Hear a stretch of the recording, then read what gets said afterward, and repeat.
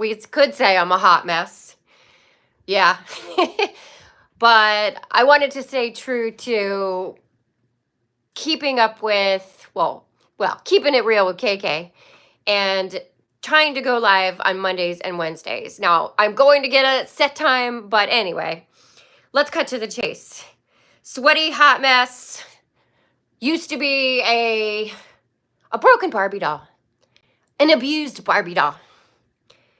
But now I'm a vampire slayer. I wish I had my dagger, so I did a short earlier. That's just totally goofy.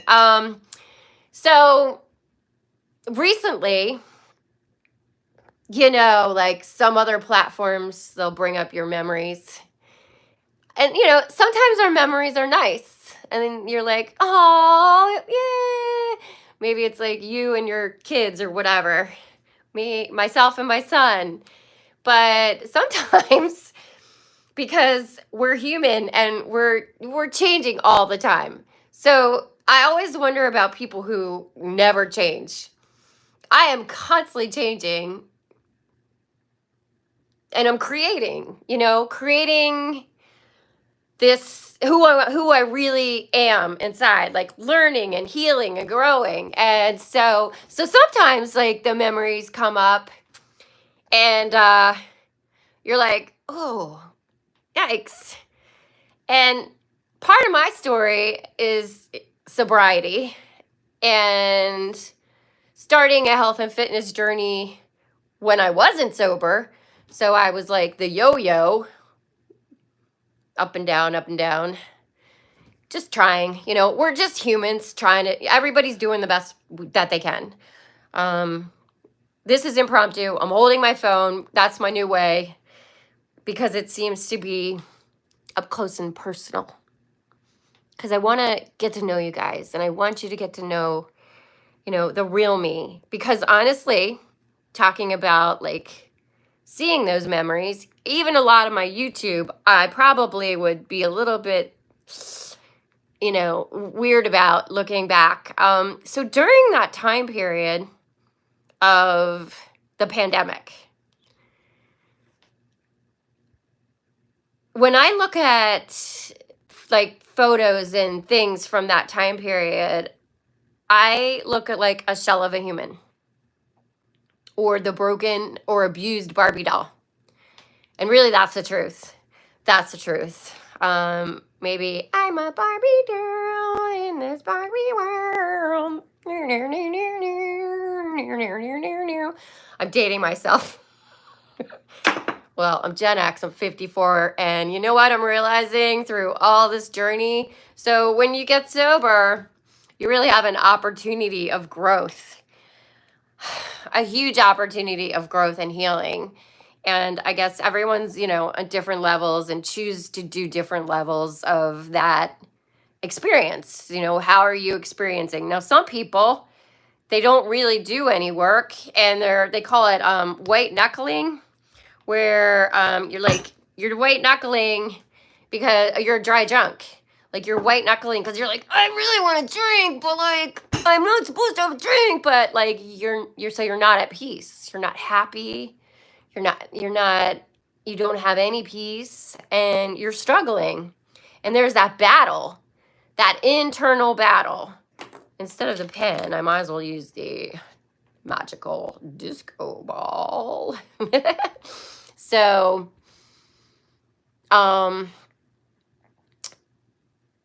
it's no fun being in that situation. And I've been there. Trust me. Okay. So I'm just really authentically real, and I'm raw. I speak the truth. Like I just tell it like it is. So I went from getting a certification to become a spiritual practitioner in that summer of 2020. And so, a lot happened. And during that pandemic, I just basically like lost everything that I had been working up with in my sobriety. And so 3 years into my sobriety, where I was like doing work, plugging in, changing my life. I did do a transformation, like a 180 transformation 1 month into my sobriety, and became a transformation coach. And so I can help people just like do the same thing, like do a 180 like I did, just a complete lifestyle change. 100% like change your life. But then the pandemic really isolated me, and everybody has that story of like how their life changed during that time period. And so when I see photos of myself from like 2020 or videos, because I was still showing up sort of, but not how I was before.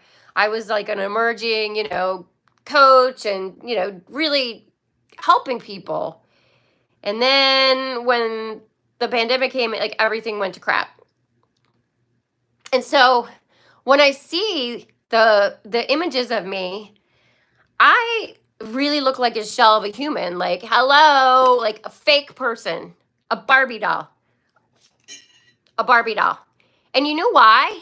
Because I was showing up for somebody else. I was dimming my sparkle for my sparkle. Yeah, sure. I got sparkle. I got glitter. I got gold. No. All that glitters and gold, and she's buying a stairway. I wasn't planning that, so I ran out of breath. To heaven. When she gets there, she knows. Anyway, I love to sing. I love music. I used to play in a band back in the days before I moved to New York City. And then my dream got lost. But that doesn't mean that I can't find it again. So if you ever left something behind that really you love to do, you can do it again. And I have full faith in this. And I'm going to prove this. Damn it. Damn it. Ding, ding. And so, like, this old spiritual, like, vibey thing here, it's changing. I'm changing. I'm constantly changing, evolving. And so are you, whether you know it or not. And so the other thing is today when I ran, I went into my old work. And I've only been gone a few days. And I was like, wow, I never want this life again for myself. I played small. I haven't been serving, like all these things that was like, whoa, I am not that person anymore. And that's why I was suffering. So we keep ourselves somewhere, and we suffer, and we suffer, and we're not meant to suffer. And that's with drinking too. We keep thinking that that's going to be the solution of blacking out, checking out, forgetting about how your life sucks. Well, it just gets worse, you guys, like worse and worse and worse and worse and worse.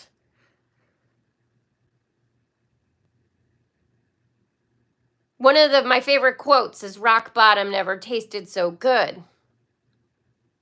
My hair is, it's funny. It's from the sweat. I am disgusting. Okay. This is just real. I'm real. I'm raw. I don't really sugarcoat things, but I used to like show up kind of like fake, where everybody says, you gotta plan the script and the la la la, and I just want to speak from, yeah, sure, I can plan things and actually educate you, but I think some of the best ways to learn from people is just to hear their story, because it might sound familiar, it might resonate with you, they might give you hope. And so back to like these people who are white knuckling it, or they're dry junk. So they are not doing the work to heal. What was the cause of them to be drinking excessively. And so through my travels, I realized, wow, like I didn't realize it until I really had to look at myself and look at my relationships and my experiences and all the things. So once you really look at the experiences and there's rough times. There's rough times. Like I was in that really horrible relationship through the pandemic. And then I ended up leaving my spiritual center, how many months after I became certified. And it was one of the most challenging things I've ever had to go through in my life besides like getting sober. I think it might have, yeah. I mean, yes, it was, getting sober took me forever and ever and ever.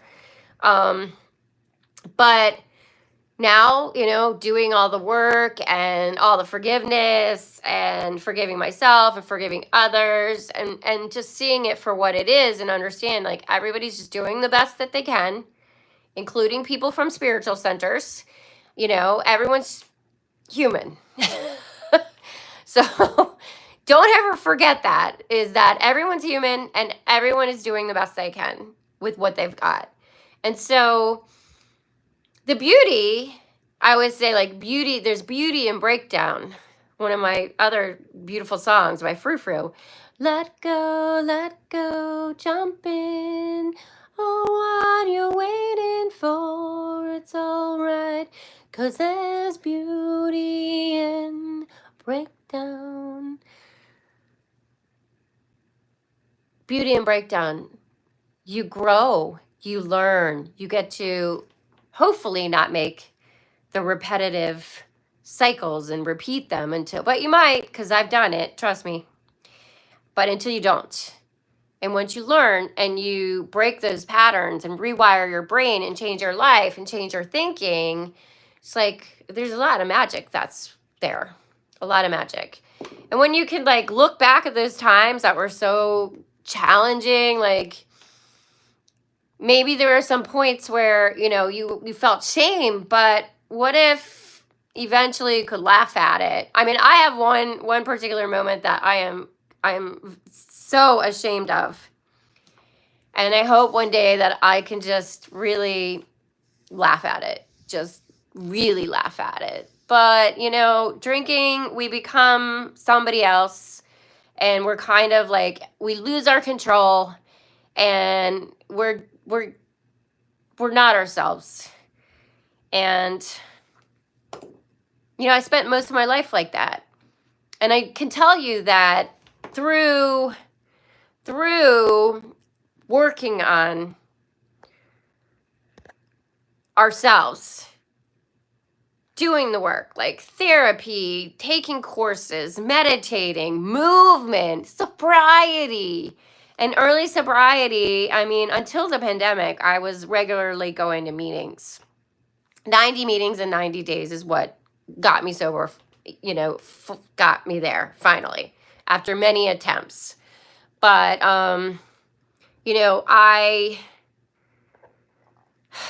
I think that if you consciously want to change your life and understand that you're never stuck, so many times, even just recently, I still made the mistake of doing something and staying in something that was painful for my soul and my well-being and my inner peace and everything. I stayed there for others. And I ended up suffering. And you know what? I'm not doing that anymore. I'm just not doing that anymore. We're not meant to suffer. And as much as I preach, if I don't practice it, then I'm going to suffer too, just like everybody else. I'm human, just like everybody else. I'm only human. And so, as I wrap this up, I become, I look at the abused Barbie, and I abused myself with being in certain situations. I abused myself for drinking too much completely, and abused myself by being in abusive dysfunctional relationships. But now I got my power back. I'm on fire. And I'm a vampire slayer. I can't believe I don't have my dagger. It's like this wooden dagger. After that dude left me and broke up with me, I was running in the park and I found this, like, because they were doing some kind of Shakespeare play, the high school in the park. And I found, like, after the play was done, I like found, and it was over. Like, I didn't take it. While they were still having the play. But I found this like wooden cool dagger. And I was like, that's right. And I keep it by my bedside, by my headboard. And it always remind me of, like, protect yourself and be that vampire slayer. Don't let anybody suck your energy, those energy vampires. You're number one, oxygen mask on first. And, between sobriety and movement and just healing, focusing on that, you'll rise and you will just keep wanting to improve yourself, like a student for life. And so once you become a student for life and you just get really curious, you'll find things that really interest you. And then, once things interest you, then, maybe that's something that you'll be able to help others with. So there is beauty in breakdown. There is hope. And just remember, like, you are so powerful. And once you choose you to really want to be happy, life gets a lot easier. And I have full confidence that you can change. I am offering a couple things, and one of them, since we're talking about, like, the vampire slayer, is I'm offering a weekly narc slayer circle group, and it's a support group for narcissistic survivors and people in recovery, and that is going to be every Thursday at 8 p.m. via Zoom. I guess I'll put a link in here. I'll put a link in the description. And then I have a couple of other things going on, so I'll put them in that as well. But since we're talking about going from, the shell and the abused Barbie doll to the vampire slayer, that would be the highlighted upcoming offering that I've got going on is Narc Slayer Circle. Okay? So if you enjoyed this video and you want to see more of just KK hanging out, shooting the shit with you, then hit subscribe, and I'll see you soon. Thank you so much for being here. Much love, and have a great night. Bye.